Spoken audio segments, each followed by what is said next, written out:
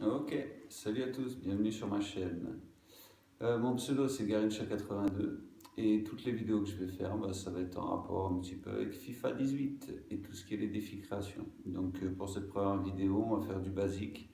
Je vais vous expliquer un petit peu le b.a.-ba du collectif des équipes. Voilà. Donc, les petites choses à savoir et intéressantes quand vous faites des défis création. Donc, chaque joueur a une note de 10 en collectif qui peut plus ou moins varier selon certaines choses. Donc, ce qui est intéressant, déjà, on va parler de la fidélité des blasons. Donc, un joueur qui a une fidélité a un petit blason vert, ce qui vous permet d'avoir un point supplémentaire s'il n'a pas déjà ses 10 points de collectif.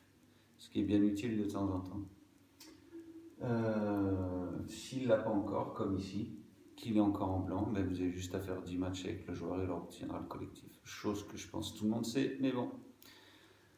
Voilà. Ensuite, les petites choses à savoir, c'est que par exemple, si vous prenez un défenseur central que vous passez MDC, il vous rapportera quand même 5 points de collectif.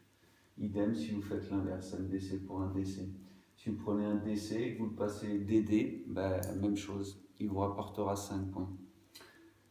Si vous prenez un DD aussi, vous le mettez DC. Voilà. Ensuite, si vous prenez par exemple un DG et que vous le passez MG, il vous rapportera 5 points aussi quand même de collectif.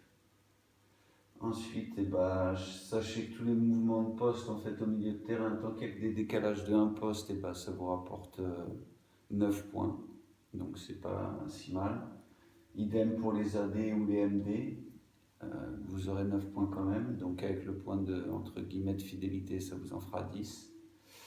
Voilà, et les petites choses à savoir aussi que vous pouvez changer, modifier les postes des cartes avec les cartes modification de poste, ce qui vous permet, dans l'absolu, de prendre un MDC et de le transformer en buteur. Mais bon, les cartes, entre guillemets, de changement de poste, je vous conseille de les utiliser avec parcimonie.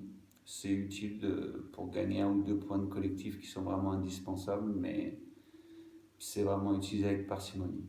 Donc voilà pour les premières choses qu'il y avait à savoir.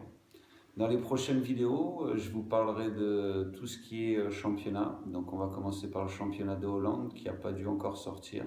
Et je vais vous donner tous les prérequis et les équipes pour faire justement ces défis. Je vous dis à la prochaine fois et bonne continuation.